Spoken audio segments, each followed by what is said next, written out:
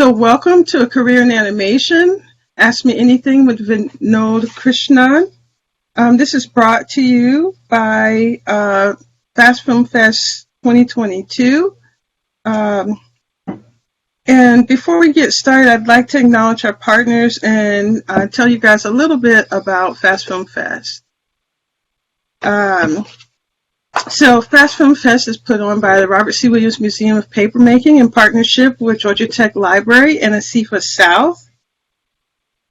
And it's a stop-motion animation festival. We focus on original creations that are no longer than 5 minutes. All the stop motions are made with paper as the primary medium or as the primary subject of the animation. It's free and open to the public for participation. All skill levels are welcome. And we make all of the submissions available online. And the submissions, they're selected by our jurors, will be screened at a watch party on March 4th. Submissions are due on the 18th of this month. And this year's theme is Press Start. You can see some examples of videos that were made in previous years on our website at paper.gatech.edu/FastFilmFest 2022. And I'll put that link up on the screen later. Now, I'll introduce you to the moderator for tonight. So our moderator for tonight is Marissa Ginger Tantavitong. She's an Oscar long-listed animation short director and filmmaker in residence with the Atlanta Film Society. Graduated from SCAD College from Savannah College of Art and Design with an MFA in animation and a Bachelor of Technology in Computer Graphics and Multimedia. She's interested in blending technology and tradition to create experiences. Tantavitong is the current executive director of ASIFA South, the International Animation Society, the South USA chapter, and is responsible for spearheading their brand identity since 2014. She's also serves as a strategy advisor to SIGGRAPH, the leading conference on graphics and technological advancement in the world. She makes it a priority to know what is forefront and upcoming in the technology world and looks for ways to efficiently integrate it into her work. Ginger, would you like me to introduce Vinod, or would you? Oh, I could definitely do that. Hi, everybody. I'm not sure if you can see my camera. My name is Ginger, and I've thank you, Jerusha, for introducing me. I'm definitely based in Atlanta, and today I would like to introduce Vinod, one of my good friends. He's currently a technical director at Disney Television Animation, as well as also a part of our business committee member at ASIFA South. In addition, he's also a studio subcommittee member with ACM SIGGRAPH, which, as mentioned before, is really about the forefront of computer technology. He's also an artist representative for Wacom and also took an MFA at SCAD with me. And the reason that I have Vinod here today is that Vinod is a very multi-diverse person. He's really come from a lot of different backgrounds blending into where he is now, and he's an amazing person at different soft skills like networking and non-traditional type of background as well too. So I'm so glad that we saw some questions here today that we're definitely going to be answering. Jerusha, would you like me to get started? Yes, please. Perfect. Yeah. So thank you guys for coming and then asking all these questions. Definitely, we have some of these questions already prepared. And if we don't have any of the stuff that we're asking, we're going to go to the Q&A and ask that. So first off, Vinod, welcome to the Fast Film Fest. Thank you. Yeah, good to be here. Thank you for having me. Yeah, and of course, the first question we always ask everybody is can you tell us a little bit about your background and your inspiration into the animation field? Right. Yeah, I've been asked that quite a bit. So I come from this country called Bahrain, which is in the Middle East. It's very tiny. It's near Saudi Arabia. We'll get into that. So yeah, my upbringing was very traditional when it comes to that kind of society where we weren't really exposed to the world of entertainment as much as in I mean, well, to be fair, I didn't even know there was a career in the world of it until I was 17. Is when I found out that I could do a degree in animation and pursue that. I used to like doodling, but I never took that seriously or was never allowed to take that seriously, right? So when I found out about that, I was immediately fascinated because it was nothing to do with things I didn't like, and like the science and etc. Mathematics in general. But I mean, it was funny that it came like full circle that animation was all about mathematics and physics and science and everything.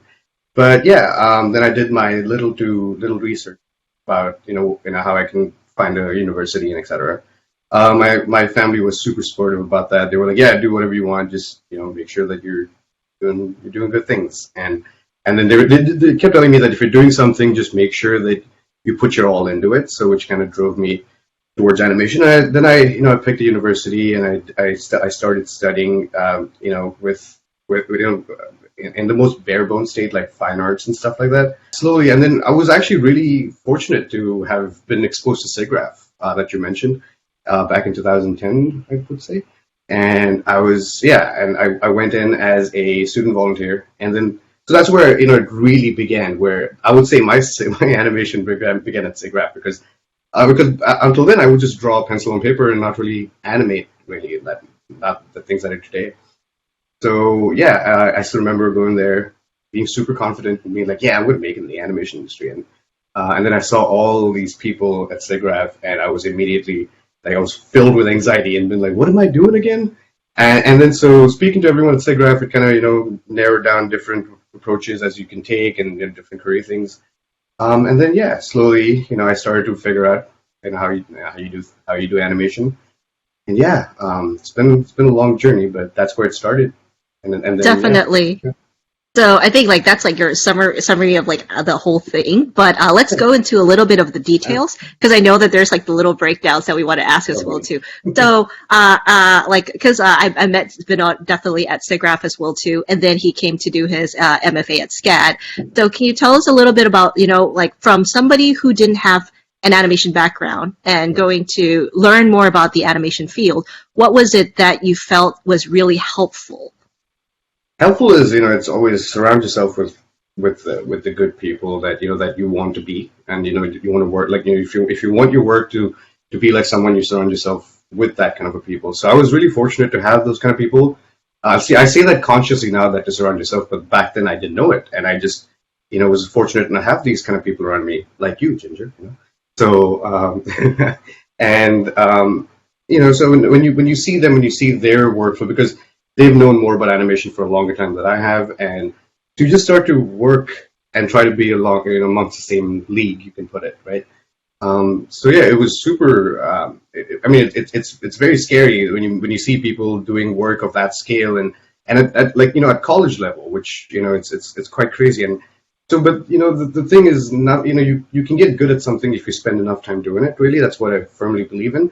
And because I'm not, a naturally talented artist or anything, I started drawing seriously when I was like 19 years old, right?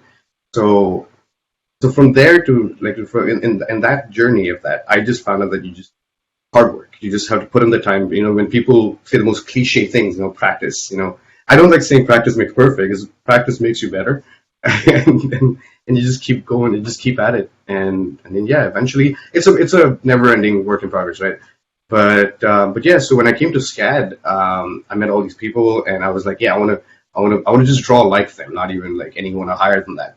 I like to set like smaller goals so keep achieving them. Feels good, So, and I just started taking inspiration from people around me, and then obviously as the internet got bigger and bigger, you have exposure to all these different artists that you look up to in books, but then now they're on Instagram and you can see them working. And yeah, and then SIGGRAPH is a major part of my growth, because by then I was doing like team leader work at SIGGRAPH, so I had the access to talk to more people, and like people of like higher stature, and I would just ask them questions or just have a conversation with them, really, because when you just have a plain conversation with someone, you kind of learn a lot because of the way they react to certain things.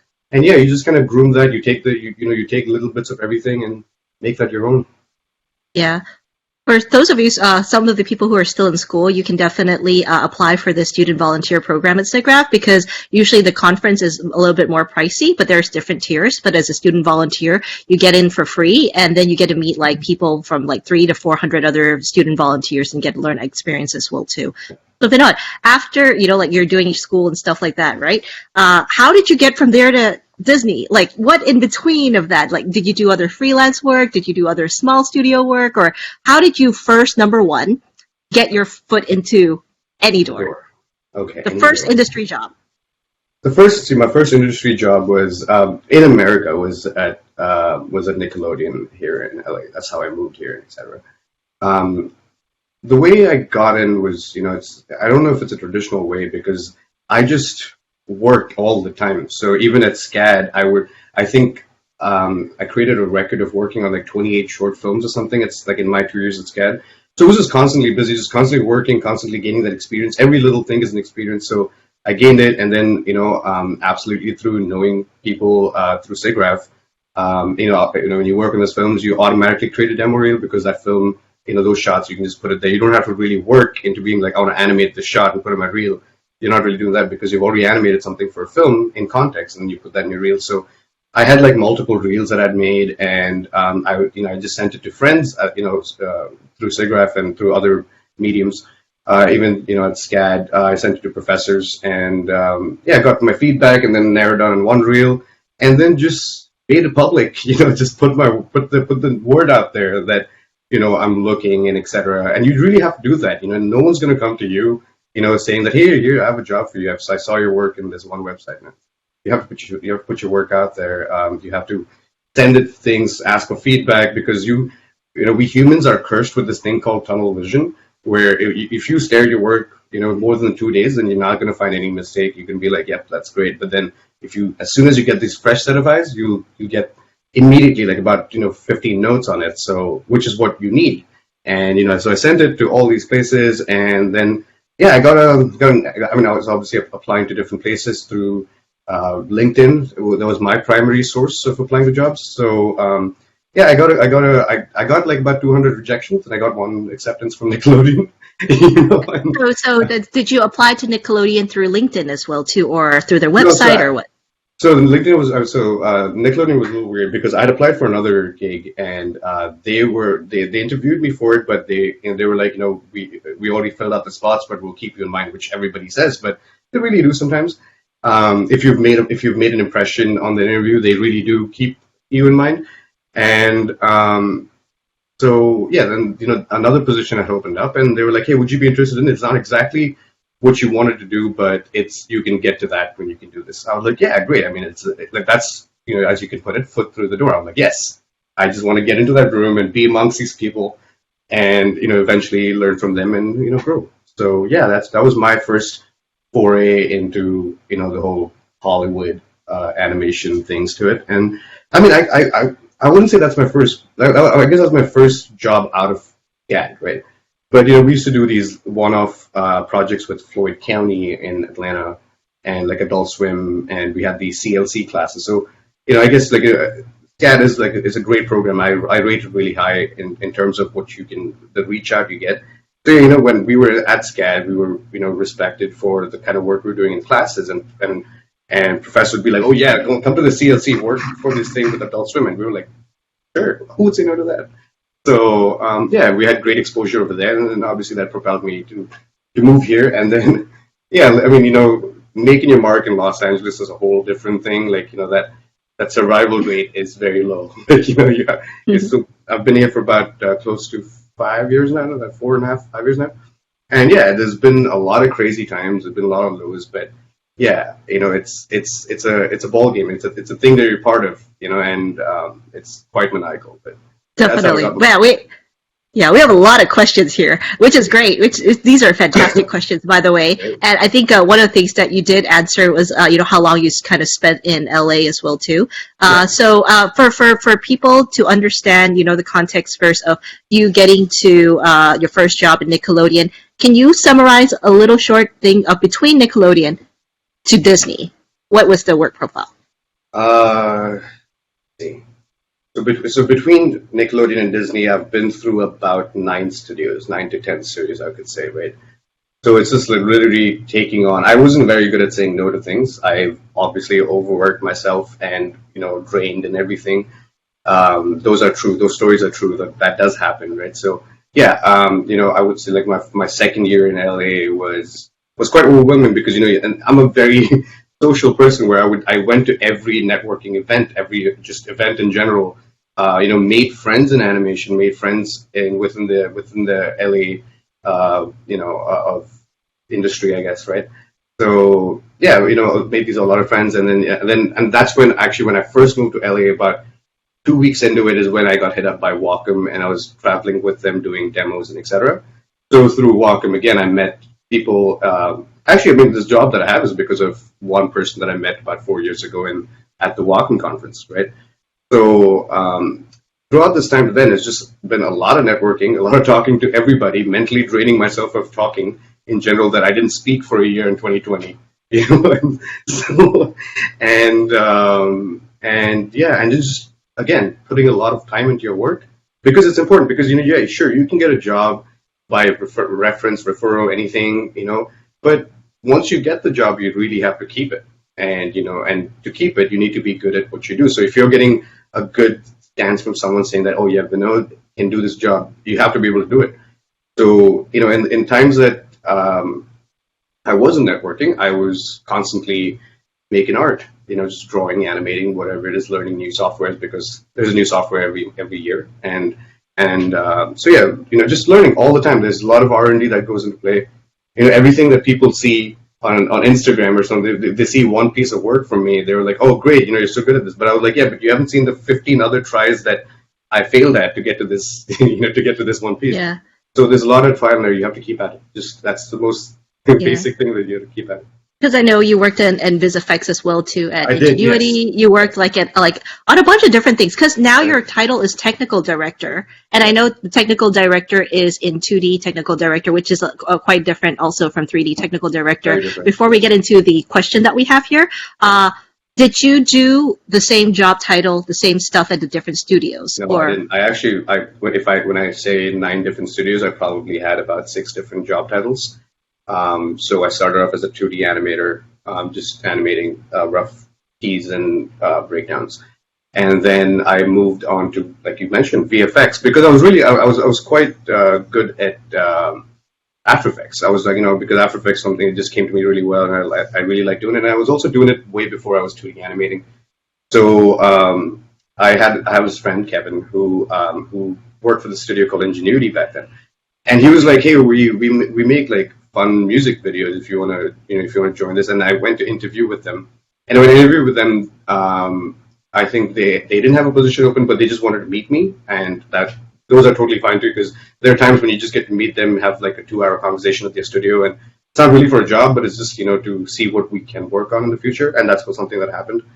And yeah, about a week or 2 after that, there was some project that came in their way, and they brought me on as a temporary staff. Like I was doing matte paintings and just making effects and after, because we're working primarily on these music videos for how do you put them, like Taylor Swift, A-list celebrities. That's the word. Billie Eilish type of thing. Billie Eilish, Taylor Swift. So it was like big deal music videos, and so the pressure was enormous because these are going to be watched by millions, and then in music video industry, the time is very truncated. We have only a few weeks to put out an entire music video. Now, music video is because it has to have the quality of a theatrical VFX, but the timing is so low. So yeah, we worked like crazy to get that done. But yeah, I went into that VFX, and then after VFX, I became a visual development artist because I always liked doing that. I always liked painting. I always liked creating environments, etc.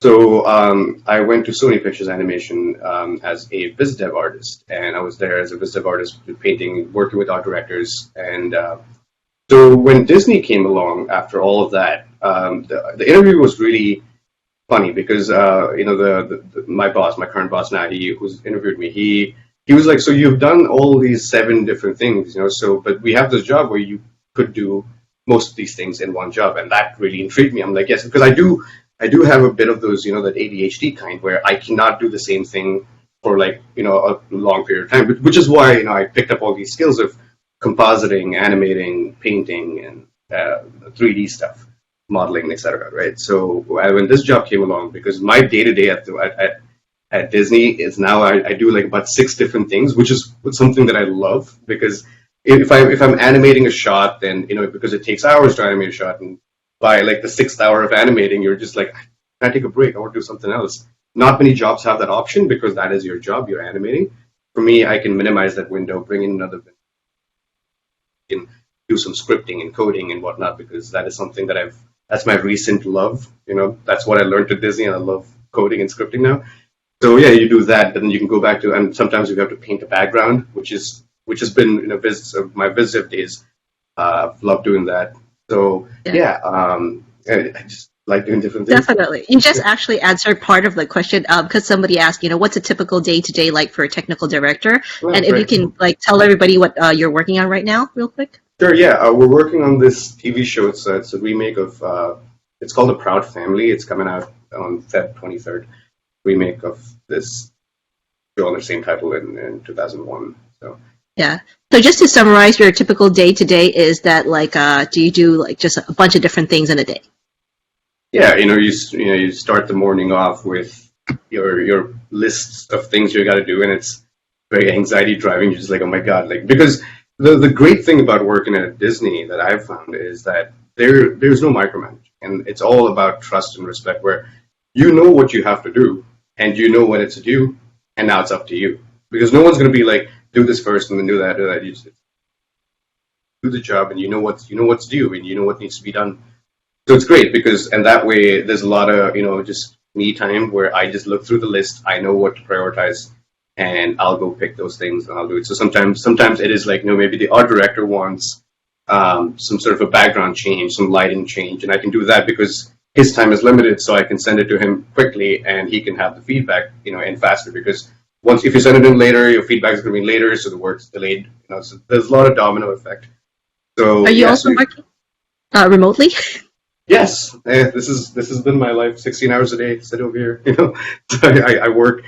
We were supposed to go back to the studio on January 10th, but then the Omicron hit, and now it's indefinite. We don't know when we're going back. But yeah, we've been equipped, and it's and then I also, one of my passion projects in pandemic was to build a battle station for myself. So that is something that's come in handy, I guess. But yeah, sorry, go ahead. Oh no, go ahead. No, I was saying just back to the day to day of my day at Disney is that it's a lot of things. There are meetings in the middle where you hop in, you discuss certain strategies, you discuss certain what's being done, what has to be done, and what hasn't been done yet. And we plan weeks in advance, right? Like we have our schedules booked up till like August this year or something. Yeah. So we're constantly. Go ahead. Oh, sorry, I keep interrupting you. Okay.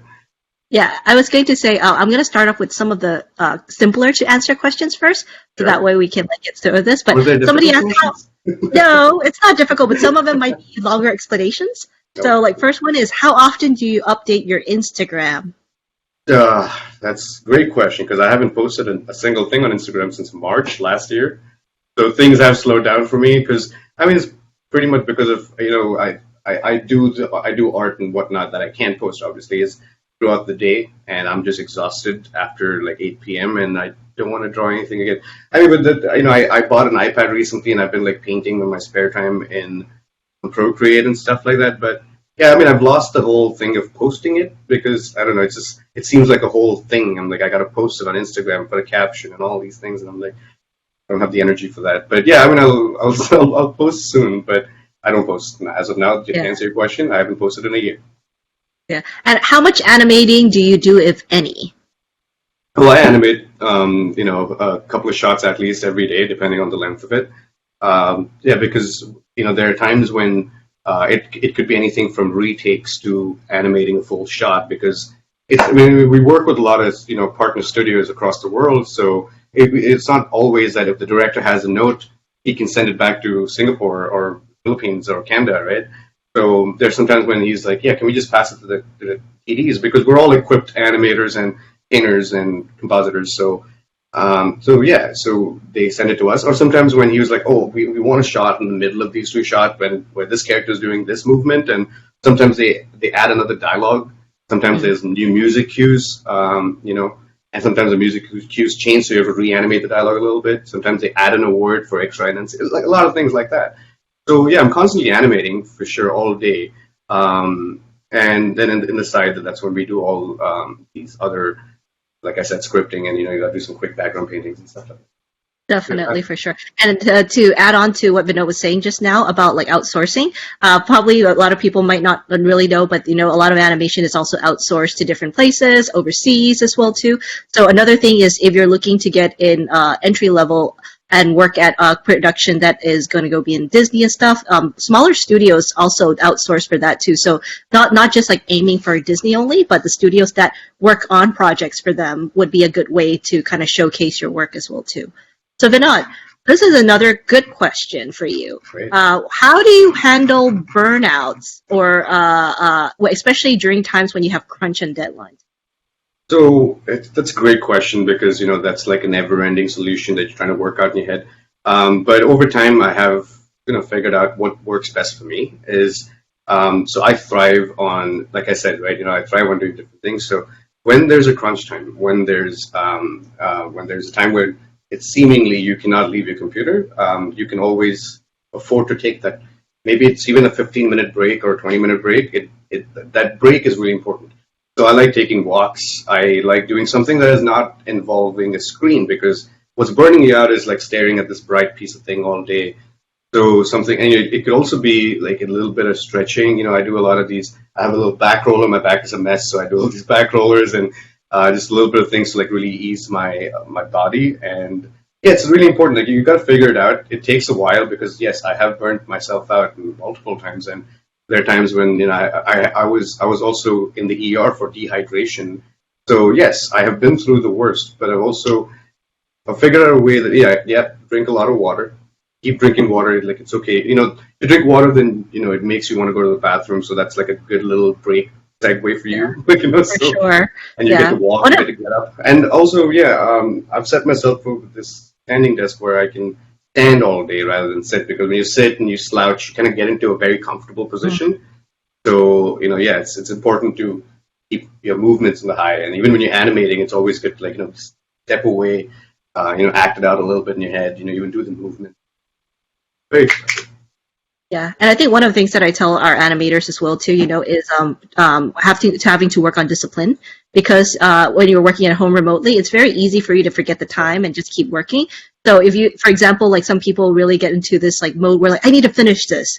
So I usually ask people to find out what the priorities are by talking to the directors or whatnot first, and then if you think that a scene is going to take longer than 10 minutes to animate or whatever at the end of the day, leave it for the next day. Otherwise, you're just gonna keep going. So at the times that you don't have that next day as an option, what I do is that if there's a scene that needs to be animated and going out tonight, and it's going to take me about 4 hours to animate, I set small goals within the scene where I'm like, once this character reaches from point A to point B, I will take a break. Once I'm done animating those keys, I'll take a break. Once I'm done animating this lip sync, I'll take a break. So I set those little goals where I'm like, okay, I'm obviously not done with the shot, but because sometimes the scene files are crazy heavy where once you're done with the lip sync, you really can't watch it without rendering them once.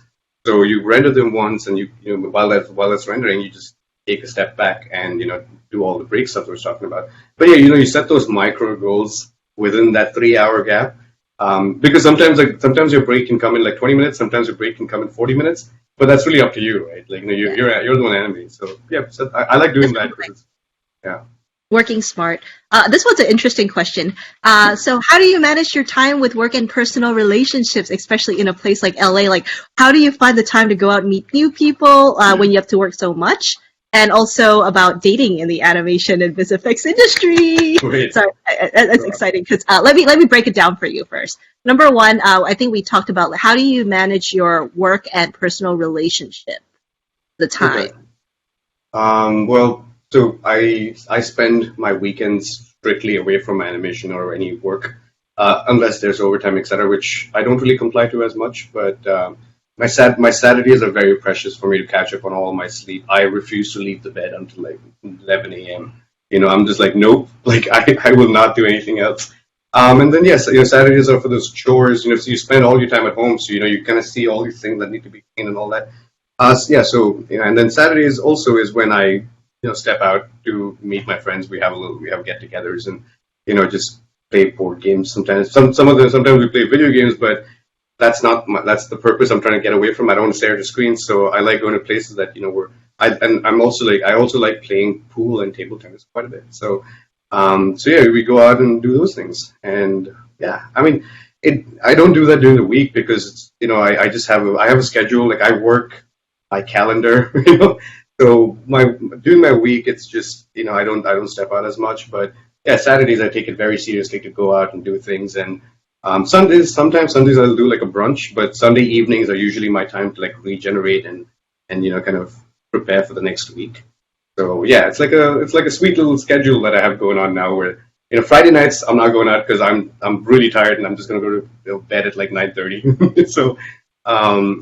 Yeah, Saturday I take it very seriously. And weekends really, I like to. I like friends. I have quite a few of them, and it's nice. And, yes, I know. I have to make sure I have friends. But Yeah. yes, yeah. And what do you think about dating in the I animation don't and know. visual industry? Is it? I don't know. I'm single, so I don't know. I'm Well, just, I have a husband and he works in the same industry as me, yeah, so I mean, I put props him to to work. you. No, I put him to work now. So Great. You see, yeah, if I find someone like around, like, hey, could you work on this project with me? Yeah, great. No, I don't really know.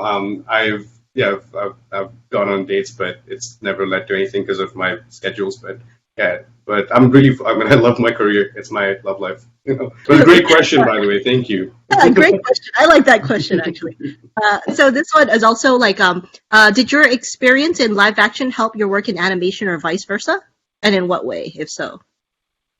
Uh, Not really. I mean, my experience in live action was very different, right? Like live action things, there's only a certain room for exaggeration where things have to look like the way it looks when you're seeing away from your computer. So it doesn't. But then when I go to animating like something like the Proud Family, where it's very cartoon animated things, where you have to really push everything that you think is the way they react, push it. You just have, you know. So like I think our director always says, go into a deeper anticipation. I love that. I love that phrase. Is go into a deeper anticipation because every time there's a character that's about to do something, your anticipation should always be deeper than you think it is. So, and that is something you can do in live action. In live action, it's very, there's realistic movements. Most of the time are movements, like especially when it comes to character animating in live action, it's based off of MoGraph, which is, and it comes from real movements. And what I was doing in the VFX was, like I was making simulations but yeah, it's very realistic thing, and they're two separate worlds. I think the only thing that I took from one to another is managing your time, and knowing and all like I was talking about prioritizing your shots and etc. That is something I took away from because VFX is a little bit more of a truncated industry. Things are going to move a lot faster because they're at the end of things. They're the post production, so things move a lot faster. In animation, things can really differ from what part of the production you're working on. But yeah, Yeah. I don't. In terms of like the creativity and art, I've not really translated anything.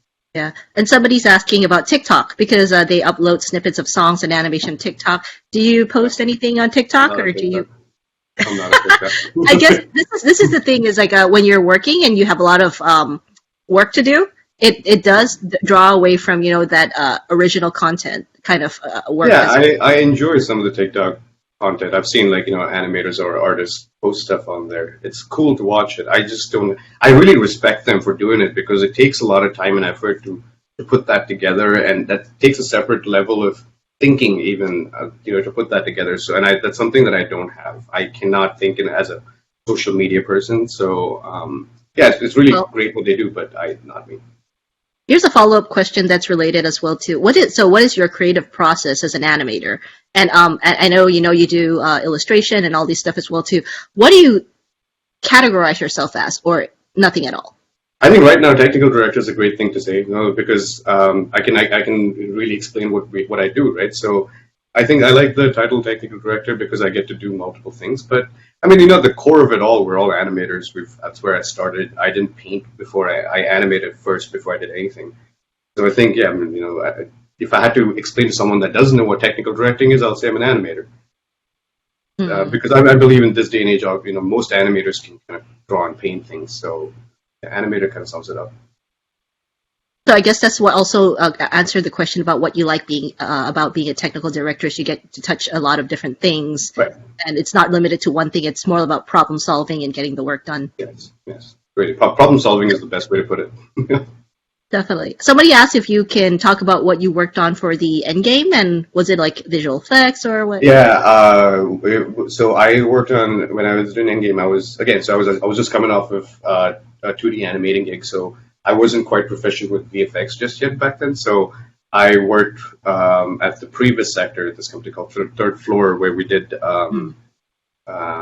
just previous compositing. So I had to learn Nuke for that, and yeah, it was a very short gig, I could say, but it was a lot of fun, and I got to work on a Marvel movie, which is always something that, and also like a movie like Endgame. So I was like really happy about that.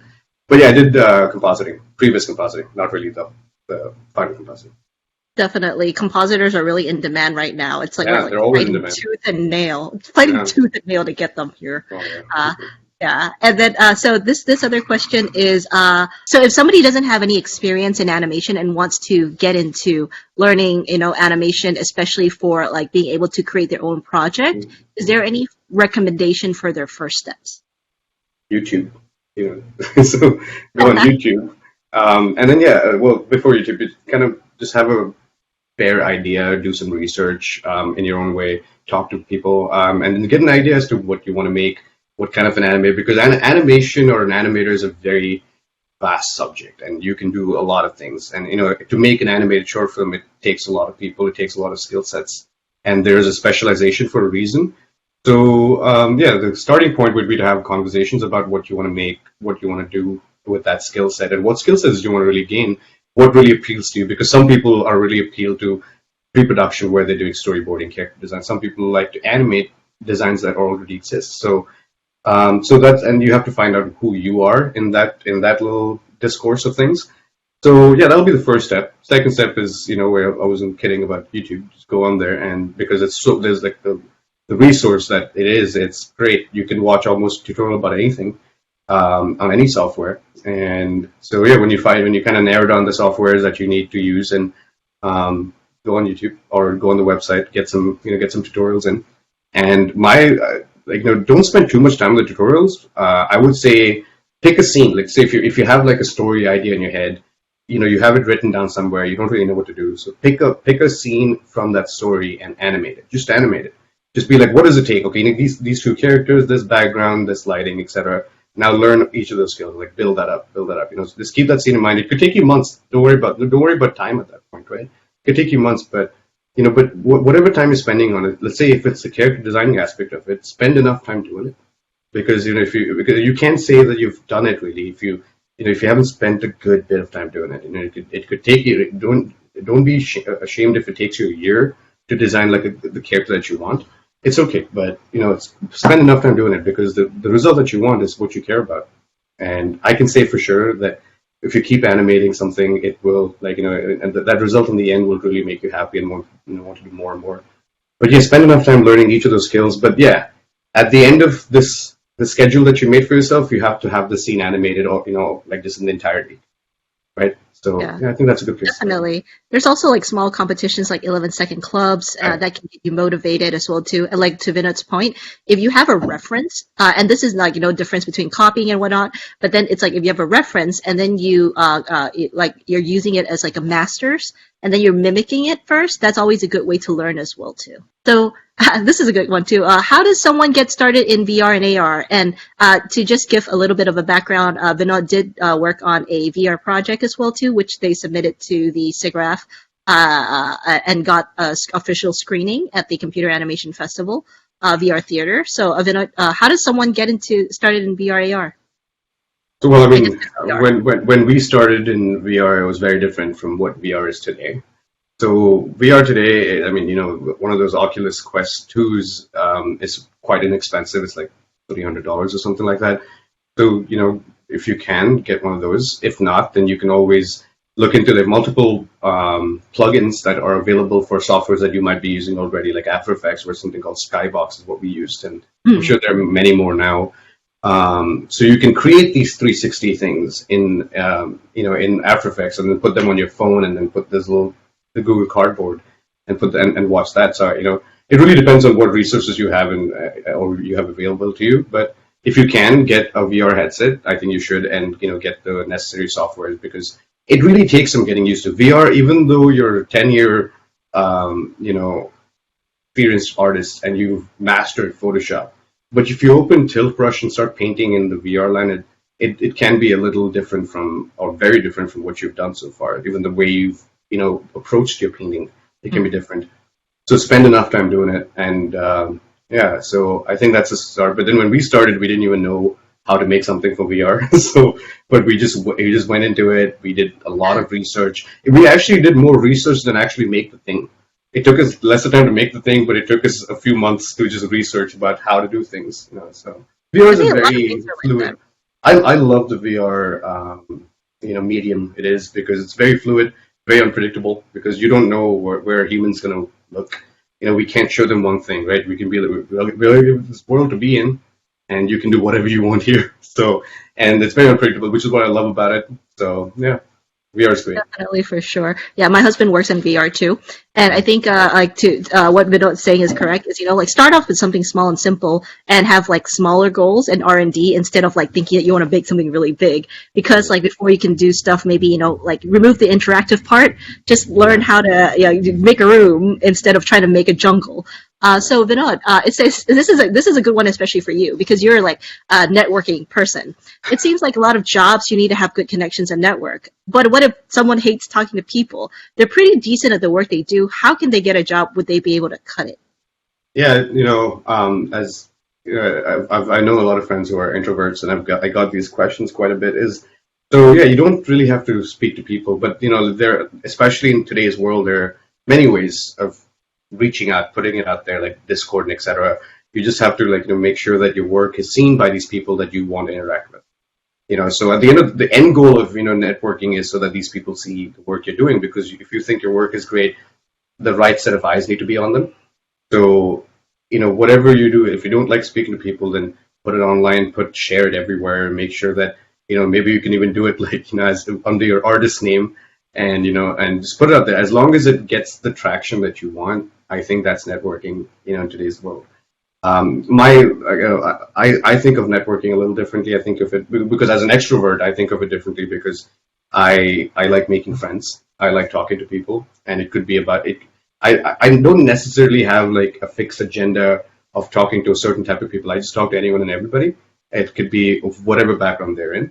But yeah, but if you're in a place like SIGGRAPH or SIFA or all these sort of places where it's focused to CGI or animation, then you're bound to talk. The people that you want to talk to are the people that you want to be, right? So it really, yeah, you have to you make it work in the way that you'd like to. Really, it's like no one wants to force you to do anything that you don't want to. So yeah, if you don't like to talk to people, then find another way to put your work Yeah. out there. I think the key word here, other than networking, is relationship building. Because like for us, like if you're more extroverted and you're curious about people, that's the way you gravitate. But for my friends who are introverted, there are people who find ways to network as well too. Like if they have a project that they like, like for example, some people like K-pop, and then they go join K-pop groups where they start to like talk to people with the same interests. And the same thing with volunteering. If you think that you have nothing to talk to people about, something like SIGGRAPH was a really good deal because at SIGGRAPH there's a purpose. You go into volunteer, they give you a task, and it's almost organic the way that you have to talk to other people to get your task done. So you don't feel pressure to start conversations. And my thing is always that like don't if you try to start a networking a relationship when you need it, it becomes forced. But if you kind of like lean into it with the interest of like, being interested genuinely in a topic that people are sharing, then that network or that relationship slowly builds itself and it's more genuine as well too. Yeah, I So mean, just to add to that is that when it comes to networking, it's a fine line that people often cross. Is that when you're in a networking situation, you don't always have to flash your demo reel or work in front of them, right? Because they're actually there to just to they have a drink in their hand. They're obviously not going to like have any sort of mood to be like, I'm going to critique your demo reel right now, right? So because it's happened multiple times. Like I clearly have a beer in my hand and they showed me my demo reel. I was like, it looks great, but we can talk about other things right now, and then you can message me on LinkedIn or whatever, and then we can do a session. So that's something as well. Speaking of, if you don't like to, really talk to, large groups of friends or anything like that, if you find someone that you really look up to on, any platform, you can just reach out to them saying that I'd just like to ask you questions. I'd like to show you this. I'd like to show you that. Any feedback is appreciated, etc.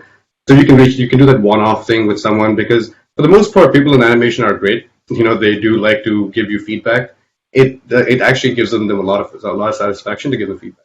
So I have a lot of people through CFIN, and SIGGRAPH that reach out to me on LinkedIn, and we just do one-on-one sessions where we just talk. We just have a conversation. Really, it's not, and not always are we looking at a portfolio. It's just about talking, and it's about mindset. Mindset's really important. So yeah, just reach out one-off. yeah. You can reach out to me. Yeah, definitely. And the other is because right now we're talking about etiquette, right?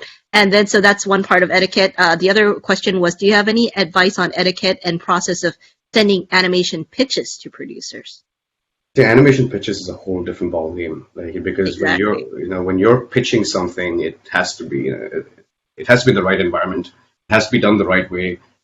Creating a pitch is just as good as making the film, to be, in my opinion. Like when you're creating this package, because when you're pitching something, you need to have this unique ability to have them entertained throughout your time of being pitched, right?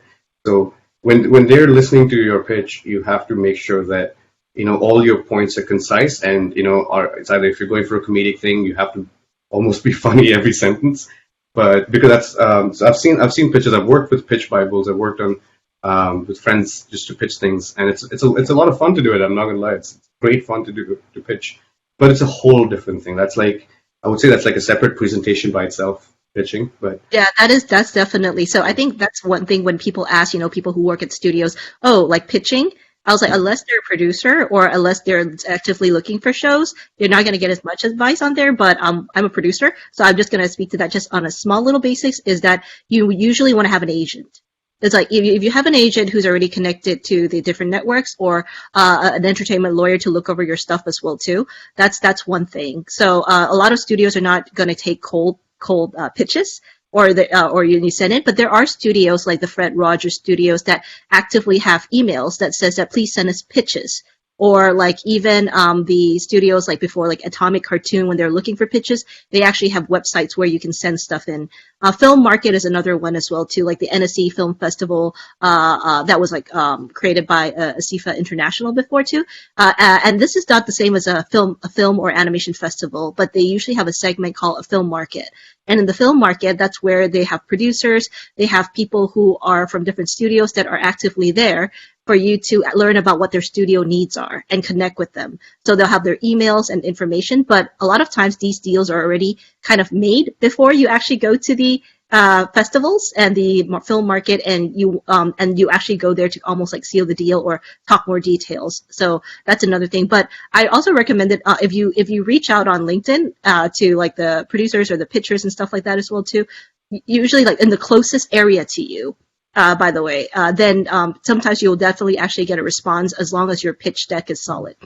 Um, so this is look out for pitch parties. There are a lot of pitch party studios hosts. pitch party. Nickelodeon does some of them where you can apply pitch, and but you'll be one amongst like about 70 people that are pitching, Yeah. and they pick like 3. So yeah, look out. Yeah, Kids Green does well too. Kids Green has a pitching session, but of course, a lot of these things, some things take money. So therefore, it's really about like go ahead and like Vinod says, if you think you can cut it, like push the stuff out as well too. Here, is there anywhere you recommend for attending grad school? Are you familiar with is this Ohio State University's Advanced Computer Center for Art and Design? I don't know anything about that, but I would. Yeah, there are a few places I would recommend. SCAD is a great program. But I mean, like, thing is that instead of telling you the places, I'll tell you what to look out for because it's an investment you're making. So when you're applying for a grad school program, is that you're not more than the program itself and what you're learning. You're paying for the mentorship you're getting from the professors and the kind of people that are at the university because that's something that helped me. Right? I don't remember what classes I took at grad school, but I remember the conversations I had with my professors. I had the conversations and the exposure that the professors then, later, because like SCAD has these things like I was talking about CLC, and there are these other, places where if you performed well, you can, get more exposure to the studios around you and etc. So look at those little programs that the grad school offers you. But for the most part, your professors really make that, program great. And at SCAD, we had like a couple of great professors that really, they stuck with me. It's been a minute since I've been to SCAD, but they've stuck with me since then. We're still in touch. I still reach out to them if I have something that I'm in need of. It could be advice, it could be very specific things. But Yeah. yeah, it's those are the things that you have to look out for in grad schools. Not exactly what classes you're taking and who's graduated from there, because it's not where you study, it's how you study. So it really, yeah, it's on you. I agree. It's also CLC means the collaborative project, by the way. And there's not only SCAD, but also like GSU also has like when they work on real films. And the way that you can find that out is if you talk to admissions and stuff, to ask them about do they have any collaborative programs, and talk to alumni. Talk to Yeah. people who are still studying there. That's definitely a big one because maybe sometimes the alumni graduated after the program start, and then you wouldn't really know about it. But if you're talking to someone who's actively at the school, then you can probably find out what they're learning and how best they're going to get their studies. So how does someone start as a freelance animator? I mean, it goes back to putting your work out there, right? Like, you have to when you put your work out there, you're technically offering a service where you're like, these are the things I can do. If anyone needs me to help them out with something, you can, you know, um, call me. And I mean, there are much more traditional ways of doing that now. There's Fiverr, which I've never really done, but I've heard it's great, where you can advertise some of your services and show them examples of your work, and obviously the pricing and everything that you've set for yourself. So the one of the ways to get to freelancing is to be known. Is your work to be known is like, Vinod can do these certain things. I should hit him up. And also you have to be relevant in order for them or for your name to come up, right? So if you have done good level of relationship with a group of people, then those group of people will then it's all word of mouth, right? So sometimes even jobs come like that where where you're working with someone or freelance, but then their main job is actually at Nickelodeon or Cartoon Network. So when then they're looking for someone, you actually animated a great shot for them on their personal project. So and that way you get to work. And also the studios even hire freelancers all the time. And there are a lot of Disney hires freelancers all the time, where you can come on for maybe a few weeks and work with us working on this project, or sometimes it's a few months. But yeah, there are a lot of ways. But yeah, I mean, it all boils down to how relevant you are, to the people around you, to people that you aspire to for them to Definitely. see your work. Yeah, Also, it's timing. It's also networking, and right place at the right time. yeah, some people ask me, like, like if I didn't know that they were looking for a job, then I wouldn't send them the posting.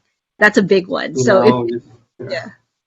yeah, so it's like some people are like, oh, I'm looking for a job now. It's like, okay, like send you this thing. So that's usually easier as See, well. like something that I do that I can tell is that, like someone like Ginger, she knows a lot of people, so I will hit her up saying that there's these positions available that that I can reference them for, and then when I send them, then obviously the people that she remembers at that moment is who she will pass the message to, right? 100%. Right. Yes. So, and Also, yeah, go ahead. no, so also we on our ASIFA South page on the resource page we have an animators directory.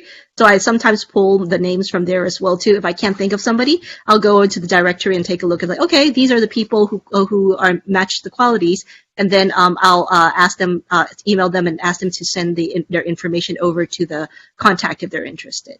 Yeah. Oh, okay. So Vinod, one other thing is like so from your first job at Nickelodeon to Disney now. if somebody's worked at a studio, like a smaller studio, and they think that, oh, I want to make the jump to Disney, what is some of the things that you found out, like, wow, I didn't realize before that if I first started out my first studio job and to get to a job like Disney, what are some tips that you might have? Bump into people from Disney and make friends, and but so this actually we covered it very lightly, but so when it goes back to the kind of work you want to put out, right? So look at someone's work from Disney, right? Look at their work and what makes them work at Disney. Just kind of figure that out. See that they work in this capacity, this style, etc. And try to work on their scale of things, like because they're at Disney for a reason. And if you see their Instagram, it has a certain thing to it. And yeah, just try and match your work to that. You'd be like, if my paintings, need to look in this scale of things, this quality of things. So it's a lot of, you have to put yourself in a place of comparison where you're comparing your work to someone else's. But don't let anyone else do that to you. But, no, that's so. Hey, where did the people from Disney hang out in LA? No, we don't, because it's the pandemic. Oh well, yeah. That's a bad question right now. No, but I mean, we hang out at coffee. We hang out where you hang out, man. Like, so we don't obviously broadcast it that we all work at Disney, So, yeah, but yeah, we chill. Definitely. Yeah. So I think our time is almost up. So we're going to close this with, so where can people find you, Vinod, if they said, hey, I want to get connected to Vinod, and what would you tell them to, how to approach you? Like, yo, I met you. Please review my stuff. Is that a good etiquette? Sure. Yeah, totally. I may not respond, but no, totally. No, you can message me in any form on LinkedIn would be ideal, or email that. So yeah, email or LinkedIn is the most ideal way to message me, and then we can obviously schedule time and we can meet over video call if necessary. Wow. Yeah, thank you so much for your time. Yeah, go on. Yeah, absolutely. It's a lot of fun doing this. So, and always great meeting everyone. Great questions. Wow, it was just fantastic questions. Yeah, everybody was like really great on the ball with the questions. Any closing words of wisdom? We always have to have one. Nothing. Just keep at it. That's a word. It's like I don't like saying it. It's so cliche, but you just keep at it. Just don't let your first piece of work, define who you are. Just make your second and third and fourth. Just keep at this. Just keep doing it over and over again. You must have all heard this thing called the 10,000 hour theory. That if you haven't really done something, if you haven't spent 10,000 hours doing it, so if you want to be an animator, you spend 10,000 hours doing it. But if you want to be an animator and a storyboard artist and a visual development artist, then you spend 10,000 on each of them. It'll take you a few years, but it'll be worth it. Yeah, they asked if they can have your email. Yeah. I don't know. Which email do you want to give them? The art one. Do you want me to give them the one that we've been using? No, that's okay. Yeah, Vinod will pass. Yeah, Vinod will paste it in the chat. So my other suggestion is usually, if you're approaching Vinod is super friendly, so he might be a outlier. But if you're approaching somebody you don't know, try to research a little bit more about what you want to ask them, as opposed to how do I get into animation, because that's such a broad topic and we don't know where to start. If you have more questions like, oh, I want to be a technical director, I'm working on this stuff, like, can you give me a tip on how I can improve so-and-so technique? Yeah. You would most likely get more of a response. Yeah. Oh, thank you, everybody. Today's talk was great. Thank you so much for the event. Yeah, Vinod will definitely, have you back with us in the CIFA South, and thank you for joining us today. Yeah, thank you, everybody, for coming on and chatting and giving us all these great questions. Jerusha, would you like to close it out for us? Yes. So I just wanted to put up here, CIFA South is a great resource for connecting with animators in your area.